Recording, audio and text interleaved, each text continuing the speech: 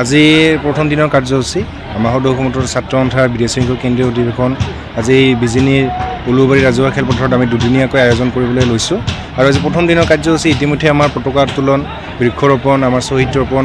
আদি আমাৰ প্ৰতিনিধি শিবিৰ মুকলি ইতিমধ্যে হৈ গ'ল আৰু এতিয়া 2 বজাৰ পৰা মুকলি সভা আছে আৰু মুকলি সভাত আমাৰ মুখ্য উপদেষ্টা ডক্টৰ সমুজল কুমাৰ ভট্টাচাৰ্য ডাঙৰীয়া আমি আমন্ত্ৰণ জনাইছোঁ আৰু ND24 মুখ্য সম্পাদক ৰাজদীপ বাইলিং ডাঙৰীয়া ইতিমধ্যে আহি আছে লগতে বিভিন্ন দল সংগঠনৰ জাতীয় নেতৃত্ব সভাপতি দীপেন বড়ো ডাঙৰীয়া কাৰ্বি ছাত্ৰ সন্থাৰ সভাপতি চেমছন তেৰণ ডাঙৰীয়া আদি কৰি যিমান অসমত জাতীয় সংগঠনৰ দল আছে প্ৰত্যেকটা দল সংগঠনে ইতিমধ্যে আহি আছে আৰু আমাৰ 2 বজাৰ পৰা আজিৰ অনুষ্ঠানটো হ'ব ছাত্ৰ ছাত্ৰীক লৈ সজাগতা সভাৰ দৰে আৰু শিক্ষাগতভাৱে আমি খিলঞ্জীয়া জনগোষ্ঠীৰ ছাত্ৰ ছাত্ৰী মিকিনাত আগবঢ়াই লৈ যাম আৰু আমাৰ নিৰ্দিষ্ট বক্তা হিচাপে আছে আমাৰ কিশোৰ সূত্ৰধৰ IFS বৰ্তমান দিল্লীত আছে UPSC তেওঁ নিৰ্দিষ্ট বক্তা হিচাপে উপস্থিত থাকিব গতিকে আমি বিচাৰিছোঁ যাতে এই সভাটোৰ জৰিয়তে আজি ল'ৰা ছোৱালীসকলক আমি অলপ সজাগ কৰিম আৰু অহাকালি আছে আমাৰ দ্বিতীয়খন মুকলি সভা হ'ব তাতে আমাৰ মুখ্য অতিথি হিচাপে আছিল ডক্টৰ হিমন্ত বিশ্ব শৰ্মা ডাঙৰীয়া মুখ্যমন্ত্ৰী অসম চৰকাৰ কিন্তু তেওঁৰ যদি কিবা কাৰণত অসুবিধা কিন্তু তথাপিও আমাৰ মন্ত্ৰী বিজয় হাজৰিকা ডাঙৰীয়া উপস্থিত থাকিব ইতিমধ্যে জনাইছে গতিকে মন্ত্ৰী বিজয় হাজৰিকা ডাঙৰীয়া বিটিআৰ প্ৰধান প্ৰমোদ বড়ো ডাঙৰীয়া আমাৰ MP সাংসদ দুজন আছে ৰংগুৰা নাৰ্জাৰী জয়ন্ত বসুমতাৰী আমাৰ মিনিষ্টাৰ ক্ৰমে আমাৰ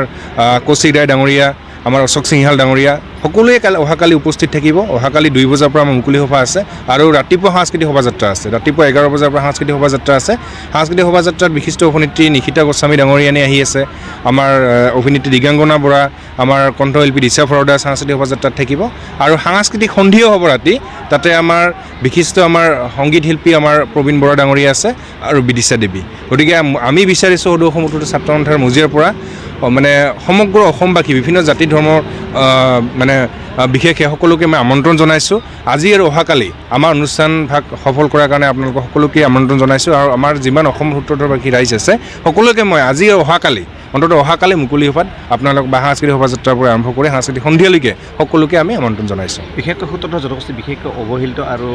বঞ্চিত আজি যিহেতু প্ৰতিনিধি সভা অনুষ্ঠিত হ'ব গতিকে কি সিদ্ধান্ত লোৱাৰ এটা আলোচনা এটা সম্পন্ন আছে আমাৰ বহুদিনীয়া এটা দাবী আছে উপগঢ়ীয় ছাত্ৰ ছাত্ৰী পৰিষদ আৰু উন্নয়ন পৰিষদ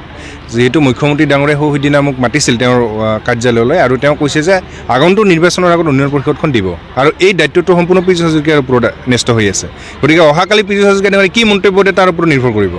আমি আজি ৰাতি প্ৰতিনিধি সভাত আমি সিদ্ধান্ত ল'ম যদি আজি